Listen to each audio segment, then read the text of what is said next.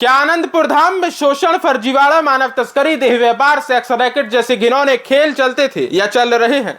क्या अशोकनगर के इस धाम में आईएएस अधिकारियों के तले पूरा खेल चल रहा है?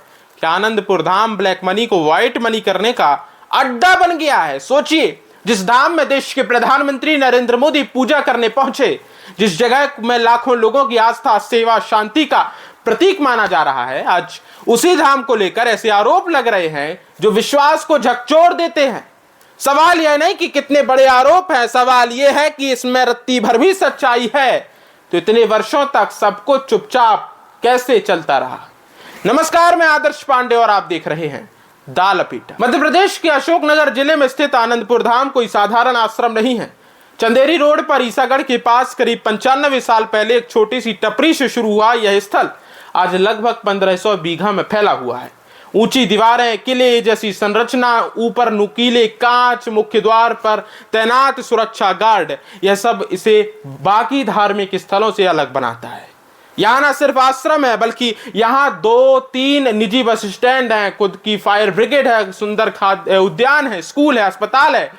आनंदपुर धाम अद्वैत मत से जुड़ा हुआ है, जिसकी स्थापना परमहंस स्वरूप आनंद महाराज ने 1930 में आसपास की थी। यह मत आत्मा और ब्रह्म को एक मानता है और त्याग और साधना को जीवन का आधार बताता है।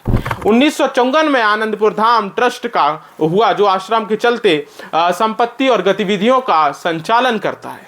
भारत ही नहीं, विदेशों तक फैले अनुयायी इस धाम से जुड़े बताए जाते हैं। लेकिन जब इसी धाम को लेकर कांग्रेस ने ऐसे आरोप लगाए हैं जो इसकी पूरी छवि को सवाल खड़े करते हैं, भोपाल में हुई एक प्रेस कॉन्फ्रेंस जो कांग्रेस अनुसूचित जाति विभाग के प्रदेश अध्यक्ष प्रदीप अहिरवार ने जो दावा किया और उसकी सच्चाई क्या है, जो आपको बताऊंगा आगे। आनंदपुर धाम के भीतर वर्षों से युवकों का शोषण किया जा रहा है, ऐसे आरोप हैं। उनका कहना है कि देह व्यापार का एक संगठित नेटवर्क यहां सक्रिय है। इसे दबाने के लिए डर, धमकी, दबाव का इस्तेमाल किया गया। अहिरवार ने कहा कि यह कोई 1-2 घटनाओं का मामला नहीं है, बल्कि एक ऐसी व्यवस्था का हिस्सा है जिसे जानबूझकर छिपाया गया। उन्होंने दावा किया है कि उनके पास इस शोषण से जुड़े वीडियो साक्ष्य मौजूद हैं। कांग्रेस ने इस मामले पर कुल 5 वीडियो जारी किए हैं, जिनमें कुछ वीडियो आपत्तिजनक भी हैं। पहले प्रदीप अहिरवार ने पूरे मामले पर क्या कुछ कहा है और कैसे उन्होंने इसकी परत दर परत खोली है, पहले वो अंश सुनिए जो उन्होंने मेरे साथ साझा किया है। तो वहाँ पर एक के बाद इतनी शिकायतें मुझे मिली और मैं समझा कि यहाँ कुछ गड़बड़ है।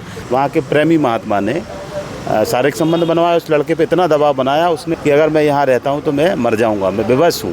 मेरा लिखित शिकायत करी, सीएम हेल्पलाइन पे शिकायत करी, CMHO में शिकायतें हुई, प्रधानमंत्री साहब को शिकायतें हुई, लेकिन कोई कार्रवाई नहीं हुई। मेरे पास ये पूरे दस्तावेज हैं, उनके खिलाफ पंजीबद्ध अपराध हैं, कोई कार्रवाई क्यों नहीं हो रही? देखिए, पूरी तरीके से देह व्यापार है, उनकी जांच करवाई जाए। और मैं दावे के साथ कह रहा हूं, उनका संबंध आनंदपुर धाम से जरूर निकलेगा। भाजपा के नेता से इसलिए सीधा संबंध है क्योंकि भाजपा के नेताओं का संरक्षण है, अधिकारियों का संरक्षण, कलेक्टर का संरक्षण है, SP का संरक्षण है।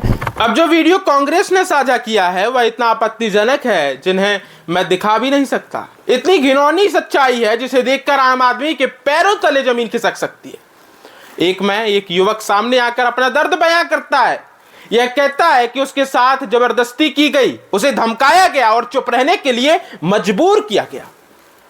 यह भी दावा करता है कि उसके कागजों पर दस्तखत करवा लिए, उसके वीडियो मिटा दिए गए, उसकी आवाज में डर, असहायता और यह भय है कि अगर उसने कुछ सच बोला तो उसका और उसके परिवार का क्या होगा। यह बयान किसी राजनीतिक भाषण जैसा नहीं है, बल्कि एक टूटे हुए इंसान की स्वीकारोक्ति जैसा लगता है। यहीं से यह मामला सिर्फ यौन शोषण तक सीमित नहीं रहता। कांग्रेस ने आरोप लगाया है कि आनंदपुर धाम ट्रस्ट की सालाना आय लगभग 800 करोड़ रुपए है। लेकिन इस धाम में, इस धन में कोई पारदर्शी है या नहीं है, पारदर्शी लेखा जोखा भी नहीं है। सार्वजनिक रूप से सामने कोई बयान सामने नहीं आता, पारदर्शिता नहीं आती। सवाल उठाया गया कि क्या दान और सेवा के नाम पर आने वाला पैसा किसी और रास्ते से गुजरता रहा, और क्या इस प्रक्रिया के जरिए काले धन को सफेद किया गया? ये सब तहसीलदार हो, SDM हो, कलेक्टर हो या और जो प्रशासनिक अधिकारी हो, ये सब मिले हुए हैं। आनंदपुर धाम का जो ट्रस्ट है उसकी अपनी एक सत्ता है और उस सत्ता के ये सब मोहरे हैं।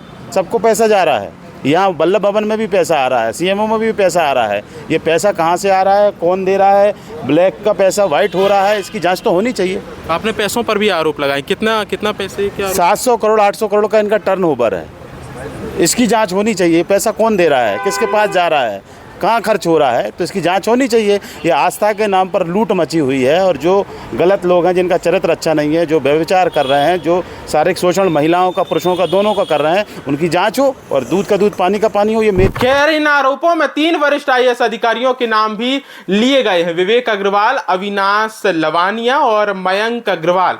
कांग्रेस का दावा है कि अधिकारी आनंदपुर धाम ट्रस्ट के संपर्क में रहे और उनकी मौजूदगी के कारण स्थानीय पंचायतों, सरपंचों और ग्रामीणों की शिकायतों पर कार्रवाई नहीं हो सकी। कहा गया कि वर्षों से शिकायतें दी जाती रहीं, लेकिन हर बार मामला दबा दिया गया। शारीरिक संबंध बनवाया, उस लड़के पे इतना दबाव बनाया, उसने वीडियो जारी करके ये कहा कि अगर मैं यहाँ रहता हूँ तो मैं मर जाऊँगा, मैं बेबस हूँ, मेरा इतना शोषण हो रहा है। उस पर कोई कार्रवाई पुलिस क्यों नहीं करी, इसका भी मुझे लगा कि इस पर कार्रवाई क्यों नहीं हुई। वहाँ जो सेवादार महिलाएँ थीं, उन महिलाओं ने भी पुलिस प्रशासन मैडम के पास जाके, रघुवंशी वहाँ पे SI मैडम थी, उसके पास लिखित शिकायत करी, CM हेल्पलाइन पे शिकायत करी, CMHO में शिकायतें हुई, प्रधानमंत्री साहब को शिकायतें हुई, लेकिन कोई कार्रवाई नहीं हुई। और जो लोग आज महात्मा हैं, साडोरा थाना अशोकनगर में, उनके खिलाफ मेरे पास ही पूरे दस्तावेज हैं, उनके खिलाफ पंजीबद्ध अपराध हैं, कोई कार्रवाई क्यों नहीं हो रही। और आपको बता दूं, जो लोग आज महात्मा हैं, हरियाणा के पास, हरियाणा में उनके ऊपर अपराध पंजीबद्ध है, लेकिन मध्य प्रदेश की पुलिस उनको संरक्षण दे रही। किसके इशारे पर संरक्षण मिल रहा है? ऐसा कौन व्यक्ति है जो उन्हें बचाने का काम कर रहा है? तो जब मैंने और पड़ताल करी तो यहाँ के जो 3 IAS अधिकारी हैं, एक तो अवनीश लवानिया है और एक मयंक अग्रवाल है और विवेक अग्रवाल, जो इसमें पूरे ट्रस्ट को संरक्षण देता है। कांग्रेस ने यह भी आरोप लगाया कि ट्रस्ट ने आदिवासियों की जमीन और सरकारी भूमि पर कब्जा किया है। गौ हत्या से जुड़ी शिकायतें उच्च स्तर तक पहुंची, लेकिन पुलिस और प्रशासन की ओर से कोई ठोस कदम ही नहीं उठाया गया। यहां तक कि पूरा मामला मानव तस्करी जैसे गंभीर अपराधों से भी जुड़ा है।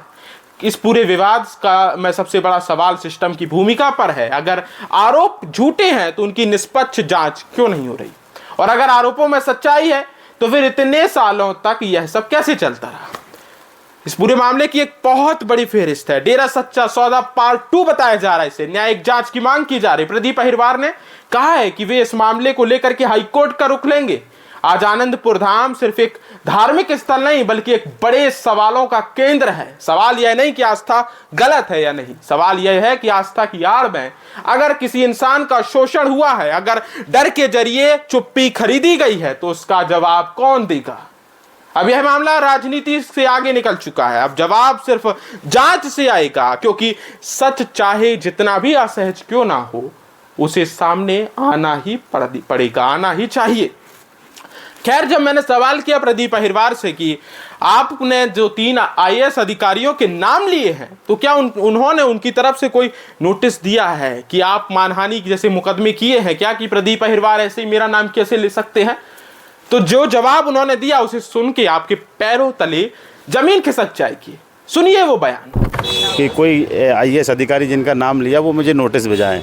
मैं चाहता हूं कि नोटिस आए। इतने गंभीर आरोप होने के बावजूद यदि वो अधिकारियों के नोटिस अभी तक नहीं आ पाए हैं, तो ये कितना बड़ा विषय है कि वो खुद डर रहे हैं। मैं आपको बता रहा हूँ, मैं तो चाहता हूँ नोटिस आए, विषय खड़ा हो, जाँच खड़ी हो जाए। तो मैंने तो नाम लिए है और अभी भी आपके चैनल पर नाम ले रहा हूँ कि जिनके नाम लिए हैं वो मुझे नोटिस दें। मैं नोटिस का इंतज़ार कर रहा हूं और मैं जांच इस मामले में माननीय हाई कोर्ट से करा के रहूँगा। और जिन लोगों के मैं नाम ले रहा हूं, और इन लोगों के अलावा भी और लोग हैं कि अमरीक सिंह करके एक हवाला कारोबारी है कोलार में, और जिसकी दुकान का नाम पता है आपको क्या है? काबुल। हमारे यहाँ किराना दुकान का नाम राहुल शिव ये होता, उसकी दुकान का नाम क्या है? काबुल। काबुल क्यों है?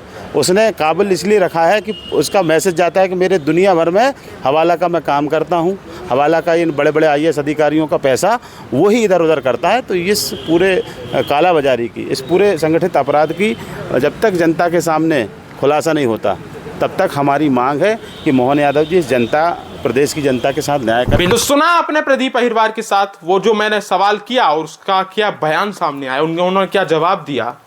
अब आप इस पूरे मामले पर आपकी राय चाहिए। आनंदपुर धाम की सच्चाई क्या है और कैसे यहां शोषण होता रहा, और कैसे यहां लोगों को ठगा गया, करोड़ों रुपए ब्लैक मनी से व्हाइट मनी किए गए, पूरी सच्चाई सामने आनी चाहिए। आपकी राय, आपके विचार और आपके पास यदि कोई ऐसी जानकारी है तो हमारे कमेंट बॉक्स पर जरूर साझा करें।